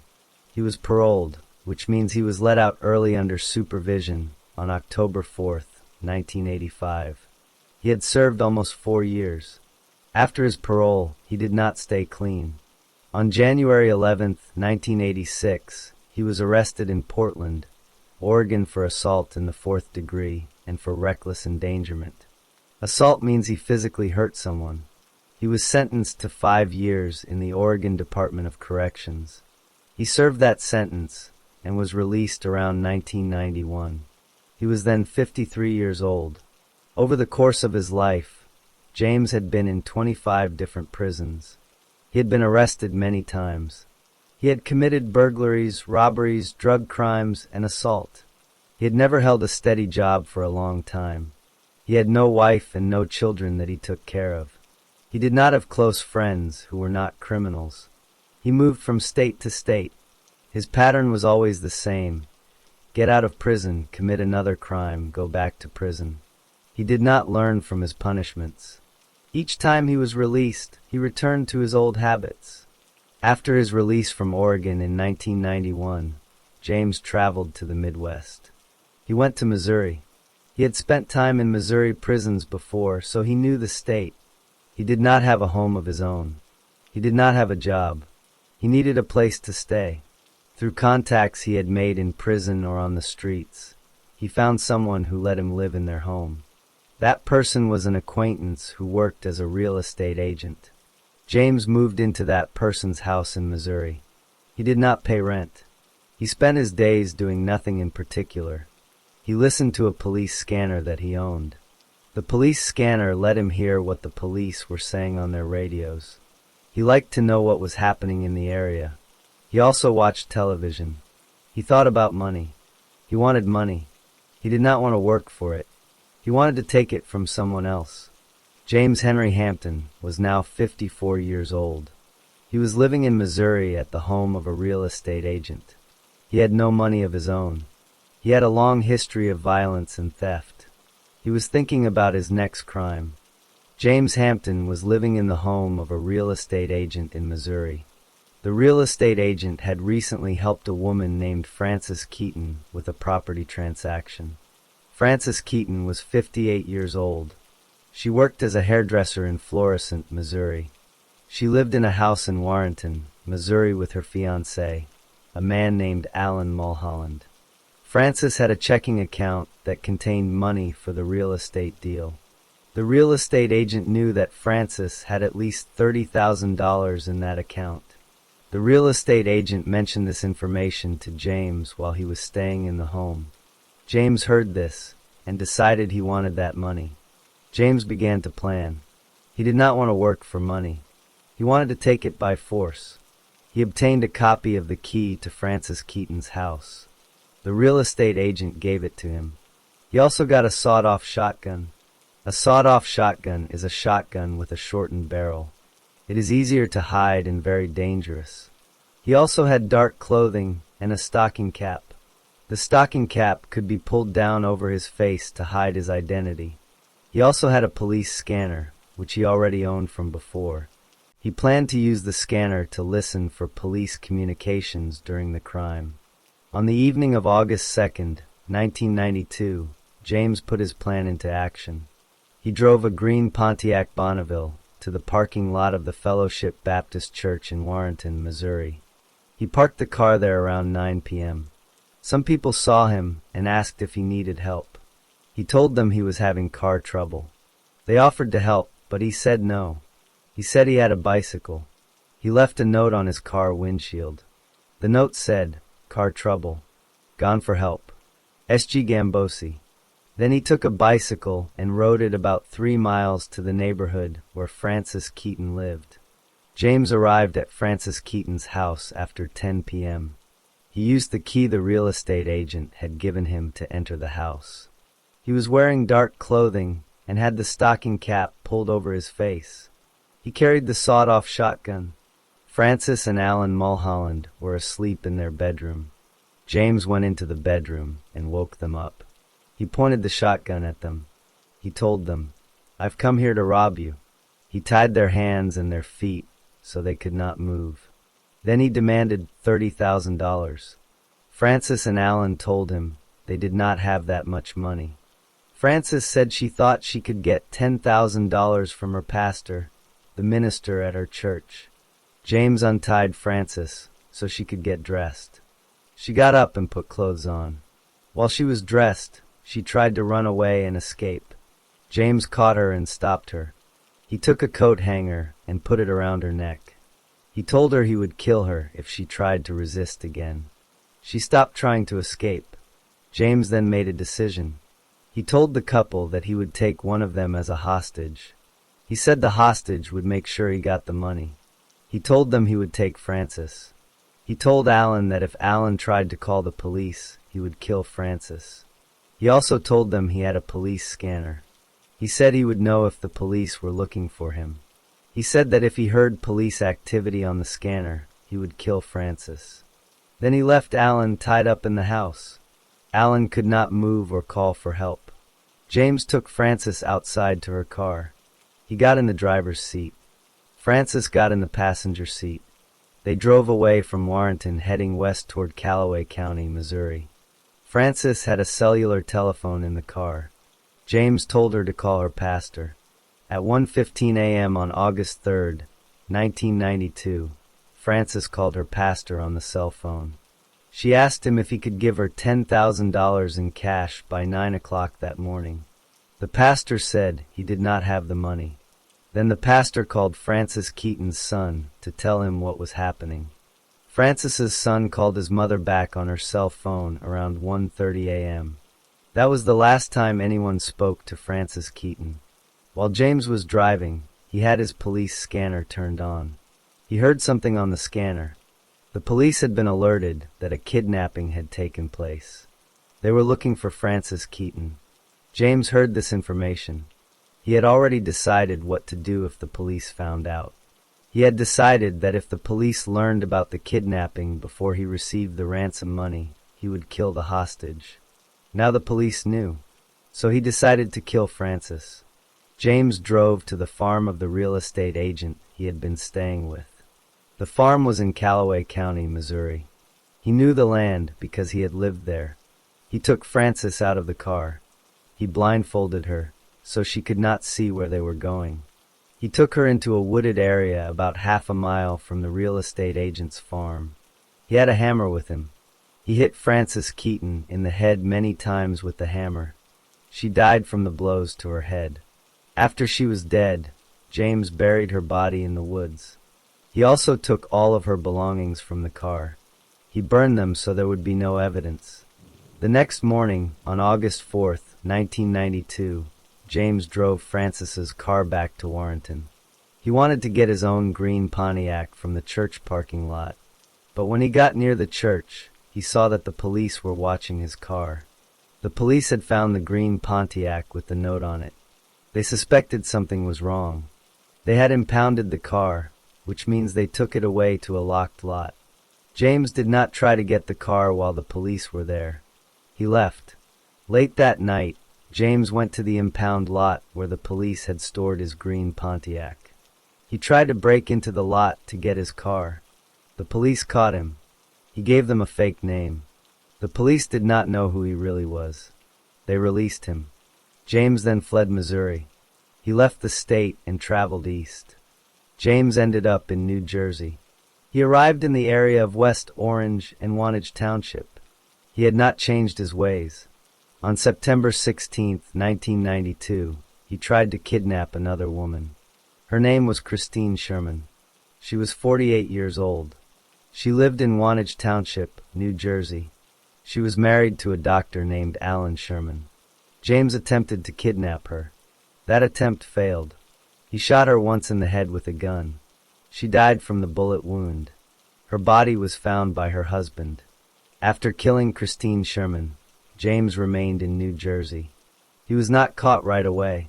On December 18, 1992, a television show called America's Most Wanted featured a segment about James Henry Hampton. The show described his crimes and showed his picture. A pastor in New Jersey was watching the show. The pastor recognized James as someone he had seen in the area. The pastor called the police. On December 19, 1992, police officers in West Orange, New Jersey located James Hampton. They moved in to arrest him. As the police were about to take him into custody, James pulled out a gun. He put the gun under his chin. He shot himself in the head. The bullet went through the front of his brain. He did not die from the gunshot. He survived, but the bullet damaged his brain. The police took him to a hospital. After he recovered from his injury, he was arrested and charged with the murder of Christine Sherman. He was convicted and sentenced to life in prison without parole for that murder. But Missouri also wanted him. The police in Missouri had continued to investigate the disappearance and death of Frances Keaton. Her body had been found on August 15, 1992, in the wooded area of Callaway County. The police had gathered evidence. They knew James Hampton was the killer. On March 18, 1995, James was returned from New Jersey to Fulton, Missouri. He was charged with first-degree murder for the death of Frances Keaton. After James Hampton fled Missouri in early August 1992, the police in Warrenton and Callaway County began their work. The first thing that happened was that Alan Mulholland was found. He had been left tied up in the house. He managed to free himself or was discovered by someone. He told the police what had happened.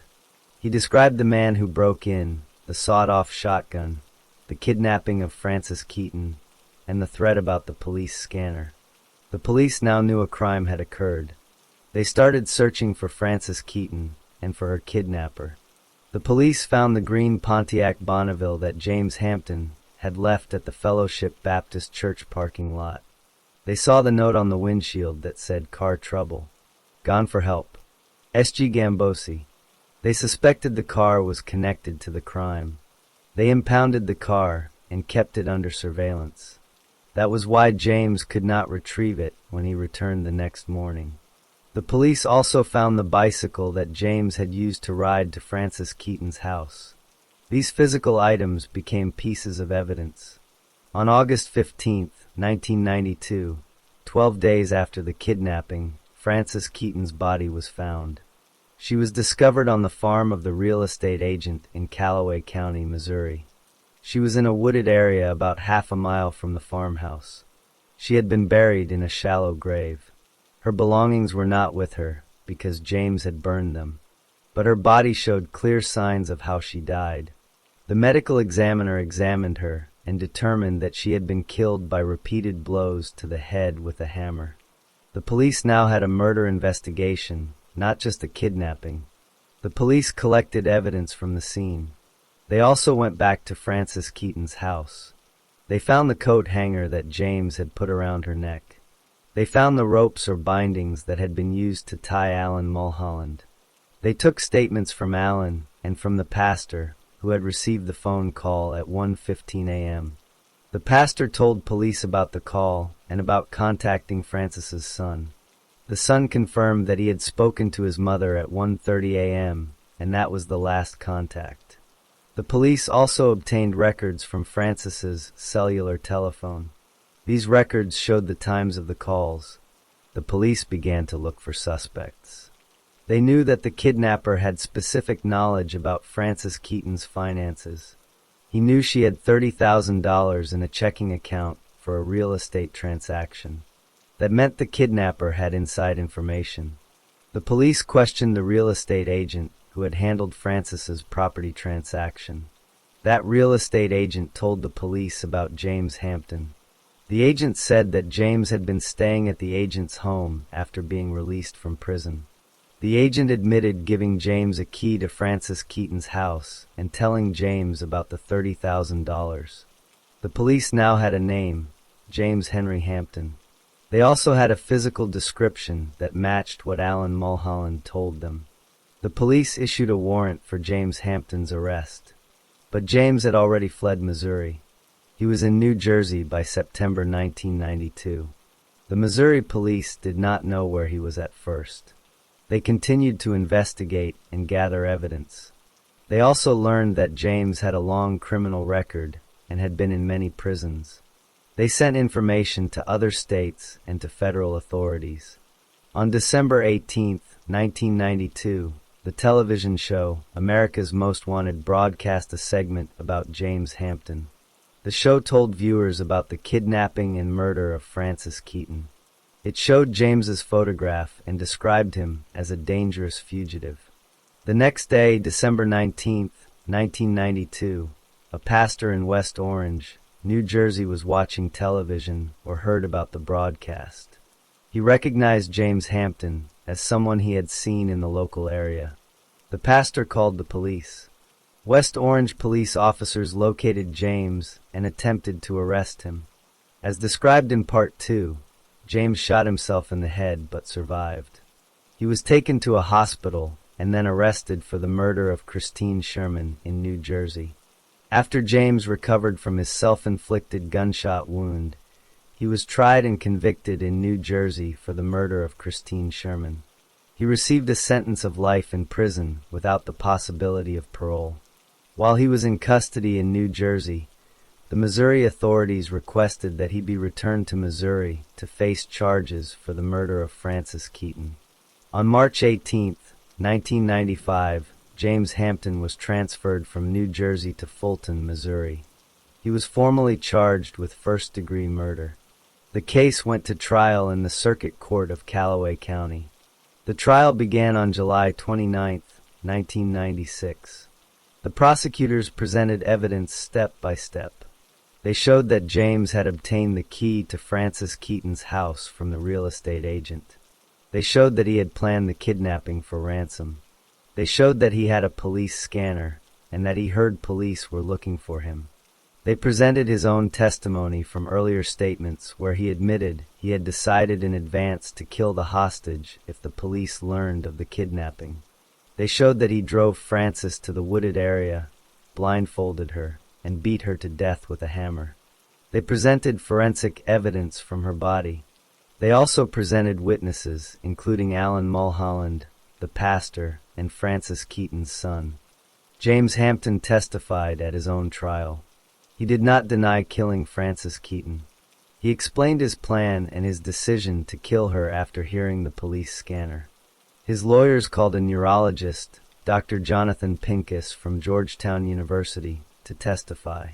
Dr. Pincus said that the bullet wound to James's brain, from when he shot himself in New Jersey, had damaged the frontal lobes of his brain. The frontal lobes affect judgment and decision-making. Dr. Pincus argued that James's judgment was impaired.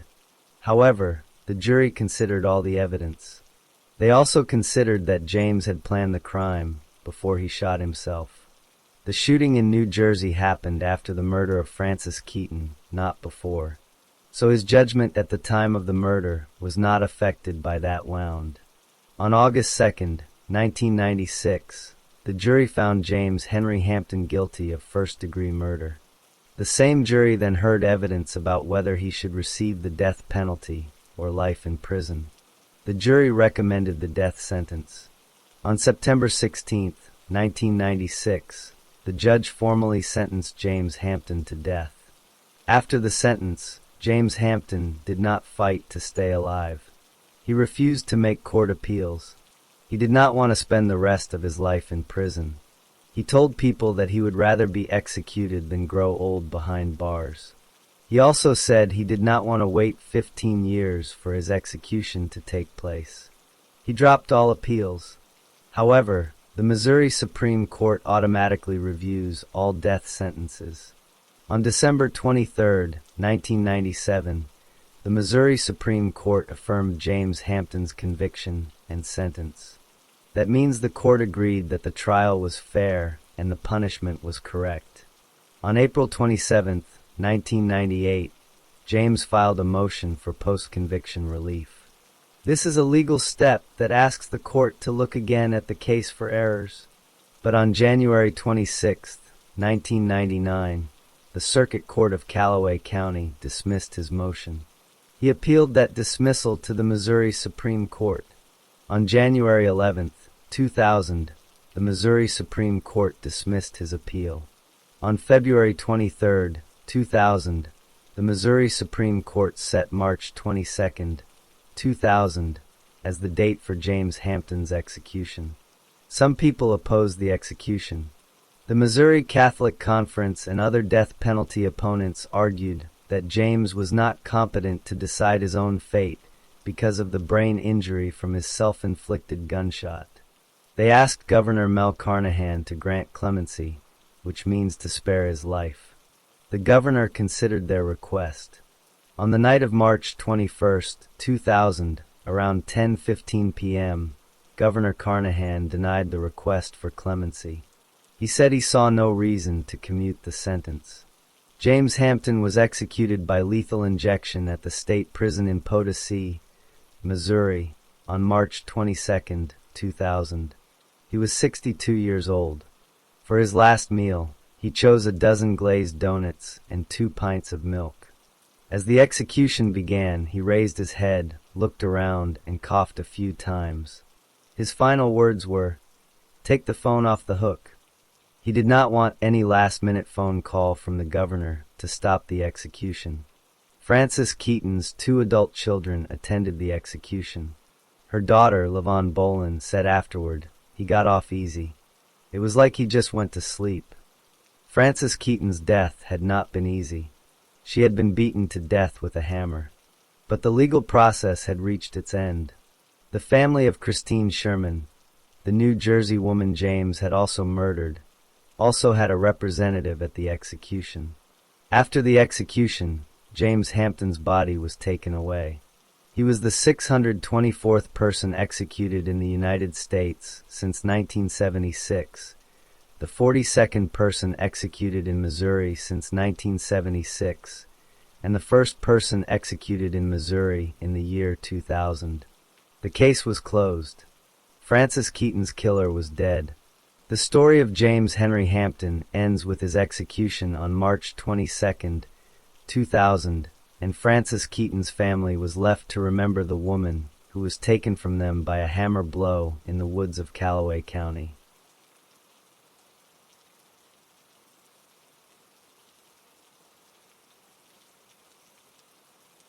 Story 6. Kelly Lamont Rogers was born on July 14, 1968. He was born in Bartlesville, Oklahoma. Bartlesville is a small city in the northeastern part of the state. Not much is known to the public about his parents or his early childhood. But we do know that Kelly grew up in an environment where he started breaking the law at a young age. As a teenager and then a young adult, Kelly made a series of bad choices. He did not follow the rules of society. Instead, he chose to commit crimes. His first serious trouble with the law happened in 1986. At that time, he was 18 years old. He was convicted of robbery. That means he used force or the threat of force to take something from another person. This was a felony, which is a serious crime. The court sent him to prison for that robbery. While he was in prison, Kelly did not change his behavior. In 1988, he was convicted of 2 more crimes. One was forgery. Forgery means he falsely made or changed a document, like a check or a signature, to cheat someone. The other crime was escape. Escape means he ran away or broke free from where he was legally held, such as a prison or a jail. These 2 convictions added more time to his stay behind bars. Kelly spent several years in prison because of these crimes. He was locked away from normal life. He did not have a steady job or a place of his own outside. He also did not finish any higher education. While he was in prison, he met or kept in contact with a woman named Audra Lynn Todd. Audra became his girlfriend. She later gave birth to 3 of his children. Finally, after serving his time, Kelly Lamont Rogers was released from prison. He got out 5 weeks before something happened that would change many lives forever. He was 22 years old at the time of his release. He went to live with Audra Lynn Todd and their 3 children in Stillwater, Oklahoma. Stillwater is a college town, home to Oklahoma State University. Kelly did not find regular legal work during those 5 weeks. He was free, but he had no money and no lawful plan for his future. He had a criminal past that included robbery, forgery, and escape, and he had been out of prison for only a few weeks. 5 weeks after Kelly Lamont Rogers got out of prison, he was living with his girlfriend Audra Lynn Todd in her apartment in Stillwater, Oklahoma. It was December 19, 1990. Kelly had no job and no money. He wanted cash. He told Audra that he planned to rob the person who delivered a pizza to their apartment. That was his idea. He did not say he would kill anyone at first, but he had a knife ready. That evening, Kelly and Audra ordered a pizza from a restaurant called by Pizza. Some records call it Pizza Express. The restaurant took the order and sent a driver to deliver it. The driver was a 21-year-old woman named Karen Marie Laufenberger. Karen was a student at Oklahoma State University. She was studying interior design. She worked part-time delivering pizzas to pay for her school and living costs. She had been working at that pizza job for about 5 weeks. Karen took the pizza and drove to Audra Todd's apartment. She arrived around 7 p.m. She knocked on the door. Audra answered. Kelly was inside. Karen handed over the pizza. Audra paid for it. Karen turned to leave and walked back to her car. That was her job. She had no reason to think anything was wrong. But Kelly followed her out of the apartment. He was carrying a knife. He caught up to Karen by her car. He pointed the knife at her. He told her to give him money. Karen had the restaurant's money with her. That was the cash from pizza sales. It was about $40. She gave that money to Kelly. But Kelly wanted more. He demanded that she give him all the money she had. Karen told him she did not have more cash on her, but she said she had a bank card. Kelly told her to drive to her apartment to get the card. He got into her car with her. He kept the knife where she could see it.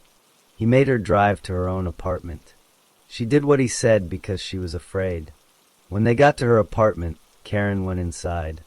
She got her automated teller machine card, which is also called an ATM card. Then Kelly made her drive to a nearby ATM machine. At the ATM, Karen first checked how much money she had in her bank account. Then Kelly ordered her to take out all of it.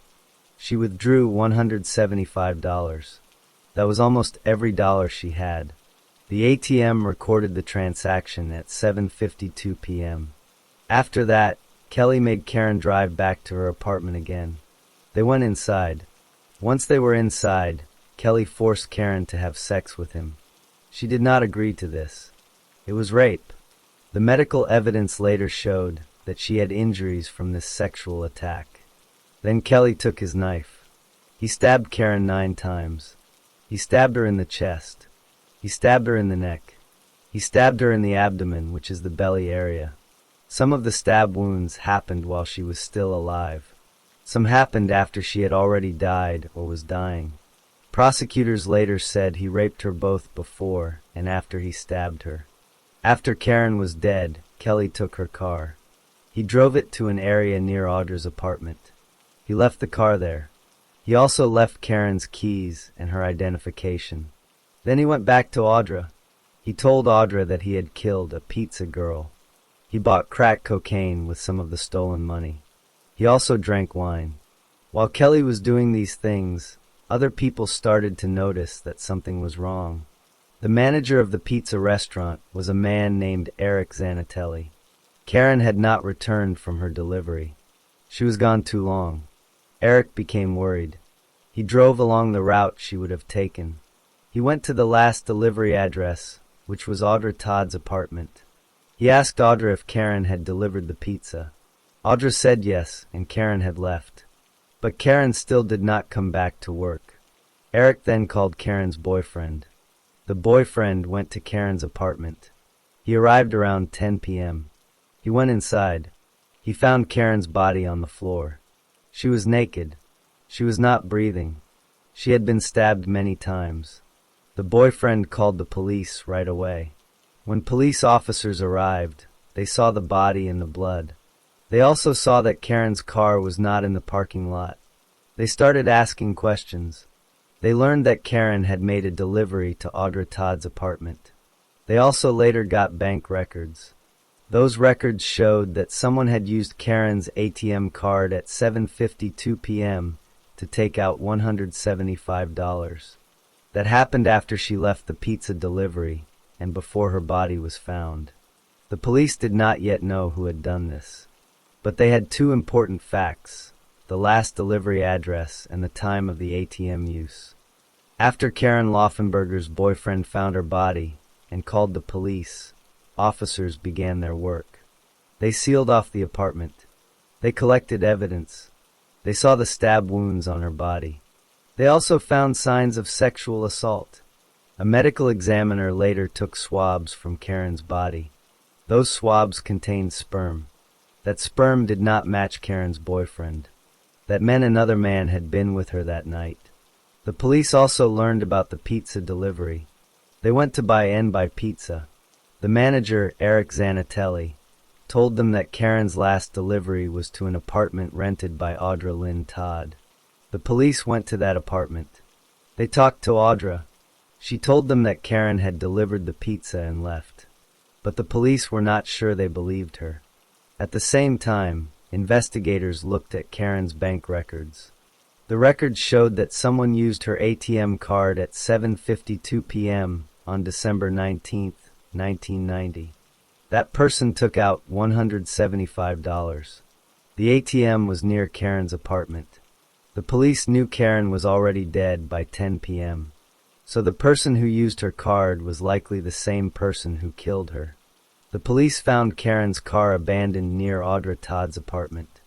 The keys and Karen's identification were also found in that area. This pointed the police back to Audra's apartment and to the people who lived there. The police learned that Audra had a boyfriend. His name was Kelly Lamont Rogers.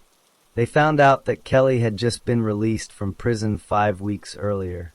He had a criminal record for robbery, forgery, and escape. The police wanted to talk to him. When they questioned Kelly, he first tried to avoid telling the truth. But over time, he admitted that he had stabbed Karen. However, he lied about one part. He said that he and Karen had sex by agreement. He said it was consensual. But the medical evidence did not support that. The injuries on Karen's body showed that she did not agree to the sex. It was rape. The police arrested Kelly Lamont Rogers. He was charged with first-degree murder. He was also charged with first-degree rape, robbery, and stealing Karen's car. The state of Oklahoma decided to seek the death penalty. Audra Lynn Todd was also arrested. She was originally charged with second-degree murder, but she made a deal with the prosecutors. She agreed to tell the truth in court against Kelly. In exchange, the murder charge against her was dropped. She instead pleaded guilty to robbery. She was sentenced to 10 years in prison. The trial for Kelly Lamont Rogers took place in December 1991. The jury had 6 women and 6 men. They listened to the evidence. Audra Todd testified. She told the court that Kelly had said he planned to rob the pizza delivery person. She also said that after the murder, Kelly told her he had killed a pizza girl. She said he bought crack cocaine and drank wine with the stolen money.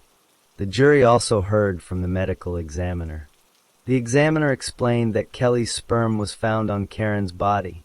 The examiner also explained the 9 stab wounds and the injuries from the rape.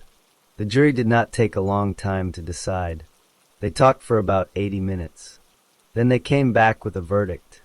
They found Kelly guilty of first-degree murder, first-degree rape, robbery, and stealing a car. Next came the sentencing phase. The jury had to decide if Kelly should get the death penalty. They found 3 reasons, which are called aggravating factors. First, the murder was especially heinous, atrocious, or cruel. Second, Kelly would likely commit more violent crimes in the future if he was ever released. Third, he had been previously convicted of a violent felony. That was the robbery from 1986. The jury recommended the death penalty for the murder. The judge agreed. For the other crimes, the judge added more prison time. Kelly received 150 years for the rape. He received 75 years for one robbery and 50 years for another robbery. He also received 50 years for stealing Karen's car. The total prison time added up to 325 years, plus the death sentence. After the trial, Kelly appealed his case. He tried to get a new trial. He asked higher courts to look at his case. The Oklahoma Court of Criminal Appeals said no in 1995. Then he asked the federal courts. The 10th Circuit Court of Appeals said no in 1999.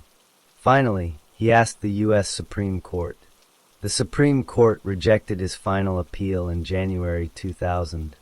Kelly also asked the Oklahoma Pardon and Parole Board for clemency. That means he asked to have his sentence reduced to life in prison. The board held a hearing on March 1, 2000.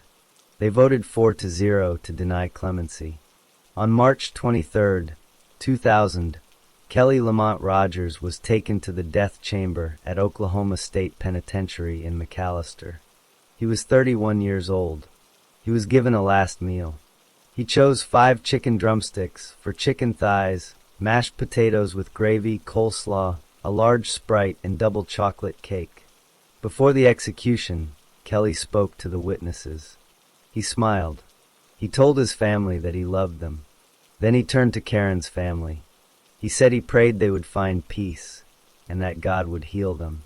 He also spoke about Jesus. Then the execution began.